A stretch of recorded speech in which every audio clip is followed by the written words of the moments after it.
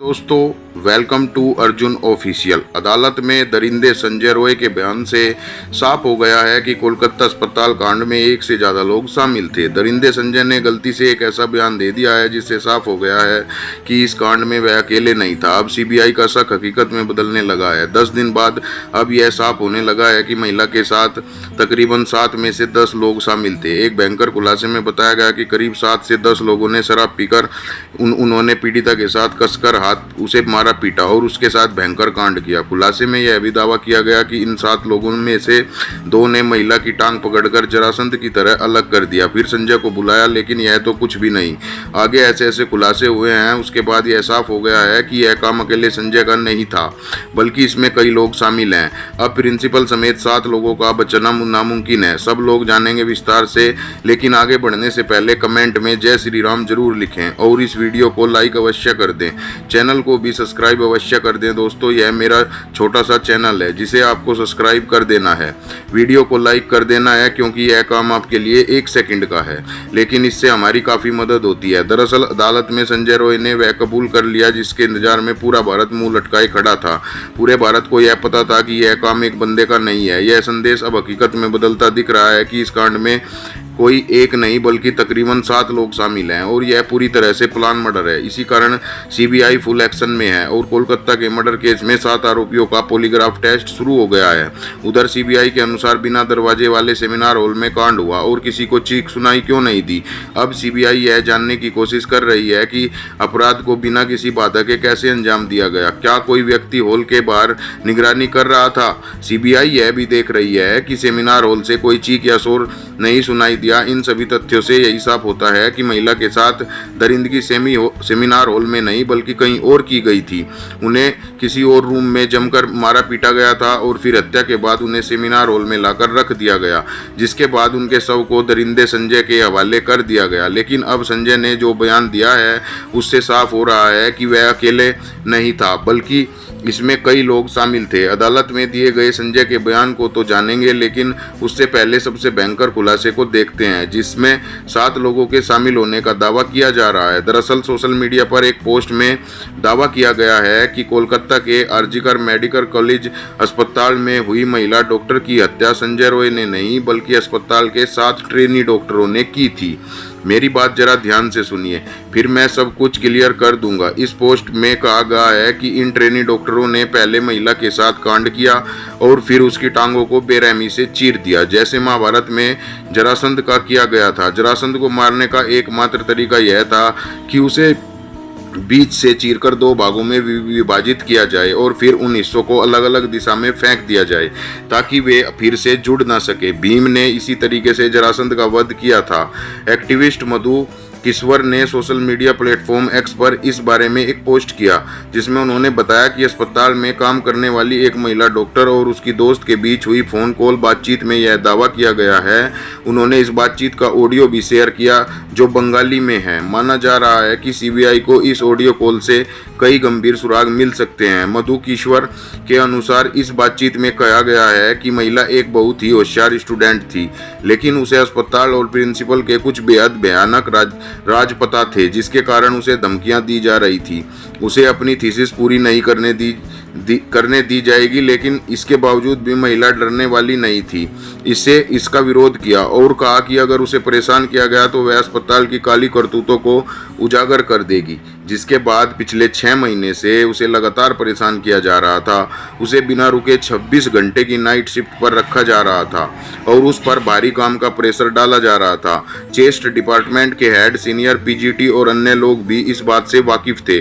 Principal और उनके group nexus का इस स्टूडेंट पर कितना दबाव था, इस बात से साफ है कि प्रिंसिपल समेत पूरा अस्पताल उस महिला के खिलाफ खड़ा हो गया था, क्योंकि वह सच और अन्याय के लिए झुकने को तैयार नहीं थी। इस सब के बावजूद वह लड़की अपने फैसले पर अड़ी थी। 9 अगस्त 2024 की रात इन सभी ने मिलकर उसके खिलाफ साजिश रची। पोस्टमार्टम में बताया गया कि रेप और मर्डर पहले से प्लान किया गया था। यह अब तक का सबसे खौफनाक खुलासा है और सीबीआई इसी के आधार पर जांच आगे बढ़ा रही है। बातचीत में यह भी कहा गया कि पहले कई पीजीटी और सीनियर डॉक्टर सेमिनार हॉल में आराम करते थे, लेकिन उस रात पीड़िता को अकेले वहां सोने के लिए कहा गया।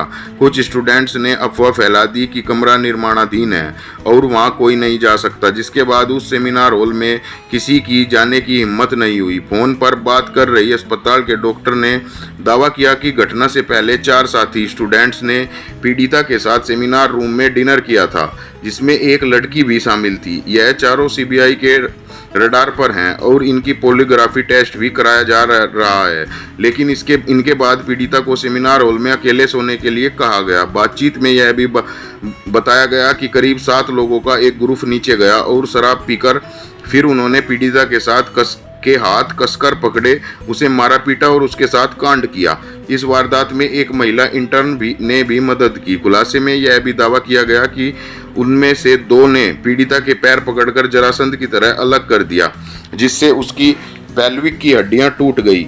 उन्होंने उसकी कॉलर बोन को भी तोड़ दिया और फिर उसे उल्टा लिटाकर उसके ऊपर जूतों से रौंदा, जिससे उसके सिर को इतनी तरह से कुचल गया कि उसकी खोपड़ी फट गई। इस तरह से 9 अगस्त की देर रात कोलकाता के आरजीकर हॉस्पिटल में ट्रेनी डॉक्टर की रेप के बाद हत्या कर दी गई। देखिए, अगर यह सभी बात सच हैं तो फिर सीबीआई को इन 7 लोगों के खिलाफ सबूत जरूर मिलेंगे और संजय के साथ इन 7 को भी कड़ी सजा मिलनी चाहिए। इसके बाद जब यह सभी लोग वारदात को अंजाम देकर सीढ़ियों से नीचे उतरे तो संजय राय को देखा, जो ग्रुप डी के दूसरे कर्मचारियों के साथ शराब पी रहा था। इन डॉक्टरों ने संजय से कहा कि सेमिनार रूम में जाओ, वहां तुम्हारे लिए एक लड़की है। उसके बाद संजय ने बिना कपड़े के शव के साथ कांड किया ताकि उसका स्पर्म पीड़िता की योनि में मिल सके। पीड़िता उसके बाद देश भर के डॉक्टरों ने विरोध प्रदर्शन किया। इस ट्वीट और इस खुलासे को स्वतंत्र तरीके से हम प्रमाणित नहीं कर सकते, लेकिन यह ट्वीट सीबीआई की जांच में काफ़ी महत्वपूर्ण होने वाली है। माना जा रहा है कि सीबीआई ने भी 7 लोगों को रडार पर लिया है। कोलकाता के रेप मर्डर केस में 7 आरोपियों का पॉलीग्राफी टेस्ट शुरू हो गया है। मुख्य आरोपी संजय रॉय का टेस्ट जेल में हो रहा है। इसके अलावा सीबीआई ने आरजीकर मेडिकल कॉलेज के पूर्व प्रिंसिपल संदीप घोष, 4 डॉक्टर जो वारदात की रात पीड़िता के साथ थे और एक वॉलंटियर पत्र रही है, इस सभी का पॉलीग्राफी टेस्ट सीबीआई के कोलकाता ऑफिस में हो रहा है। 8 अगस्त की रात इन डॉक्टरों में से कुछ ने पीड़िता के साथ डिनर किया था। फिलहाल सीबीआई उन सभी से गहराई से पूछताछ कर रही है, लेकिन अदालत में आरोपी संजय ने एक बयान देकर सभी को हैरान कर दिया है। दरअसल 23 अगस्त को सियालदह कोर्ट ने संजय को 14 दिन की न्यायिक हिरासत में भेजा। इसी सुनवाई के दौरान संजय पॉलीग्राफी टेस्ट के लिए भी तैयार हुआ था। मजिस्ट्रेट ने संजय से पूछा था कि वह पॉलीग्राफ टेस्ट के लिए क्यों तैयार हुआ। उसे लेकर संजय ने कहा, पॉलीग्राफी टेस्ट से साबित होगा कि मैं निर्दोष हूं, मुझे फंसाया जा रहा है। संजय के इस बयान ने बवाल खड़ा कर दिया है, क्योंकि वह खुद को निर्दोष बता रहा है। इसका मतलब साफ है कि इस कांड में कई लोग शामिल हैं। इसी कारण सीबीआई फुल एक्शन मोड में आ चुकी है। सीबीआई का मकसद उन कर्मचारियों के बयानों को जांचना है, क्योंकि बाकी मेडिकल रिपोर्ट्स जैसे पीड़िता के शरीर से लिए गए डीएनए, वजानाइल स्वाब, पीएम ब्लड उन्हें सीधे तौर पर घटना से जोड़ने में नाकाम रही है। सीबीआई जानना चाहती है कि क्या इन 4 डॉक्टरों ने सबूतों के साथ कोई छेड़खानी की थी या फिर वे किसी बड़े षड्यंत्र का हिस्सा थे, क्योंकि पोस्टमार्टम रिपोर्ट इधर उधर करने में प्रिंसिपल समेत यह सभी लोग बेहद माहिर थे। इस कारण सीबीआई इस घटना को कई एंगल से जांच कर रही है। आरजीकर अस्पताल के पूर्व प्रिंसिपल संदीप घोष से आज लगातार 9वें दिन पूछताछ हो रही है। सीबीआई की टीम ने घोष से अब तक करीब 100 घंटे की पूछताछ कर ली है, लेकिन अब तक उन्हें जवाबों से संतुष्ट नहीं हुए हैं, क्योंकि वह बार बार अपने बयान बदल रहा है। इससे साफ हो जाता है कि इस कांड में उसका बड़ा हाथ है। सीबीआई अब तक ट्रेनी डॉक्टर के रेप मर्डर केस में 73 लोगों से पूछताछ कर चुकी है, लेकिन सिर्फ 7 लोगों पर ही सीबीआई की नज़र टिकी हुई है। सीबीआई यह भी पता लगाने की कोशिश कर रही है कि क्या सेमिनार हॉल के बाहर कोई और व्यक्ति तैनात था। इसके लिए सीसीटीवी फुटेज को गहराई से जांच की जा रही है। अधिकारी यह भी देख रहे हैं कि जब घटना हुई तो सेमिनार हॉल के अंदर से कोई आवाज़ क्यों नहीं सुनाई दी। सीबीआई के अनुसार अस्पताल के सेमिनार हॉल के दरवाजे की चिटकनी कुछ दिनों से टूटी हुई थी और यह बात सबको पता थी। इसी कारण जब डॉक्टर रात 2 से 3 बजे के बीच हॉल में गई तो दरवाज़ा बंद नहीं कर पाई। एक ड्यूटी डॉक्टर ने उन्हें सोते हुए भी देखा था। अब सीबीआई यह जानने की कोशिश कर रही है कि अपराध को बिना किसी बाधा के कैसे अंजाम दिया गया। क्या कोई व्यक्ति हॉल के बाहर निगरानी कर रहा था। सीबीआई यह भी देख रही है कि सेमिनार हॉल से कोई चीख या शोर क्यों नहीं सुनाई दिया और उसी अस्पताल के दूसरी मंजिल पर सेमिनार हॉल में वारदात को अंजाम दिया गया था। अगर सेमिनार हॉल में दरवाजा नहीं था तो फिर महिला की चीख बाहर सड़क तक आनी चाहिए थी, लेकिन ऐसा नहीं हुआ। इसी कारण संदेह बढ़ता जा रहा है और इसमें कई लोग शामिल हो सकते हैं। इस रिपोर्ट में अभी कई खुलासे हो रहे हैं जिसे लेकर हम जल्द ही आपके सामने एक नई कहानी लाएंगे। इस कहानी में बस इतना ही दोस्तों। धन्यवाद दोस्तों। जय हिंद, जय भारत।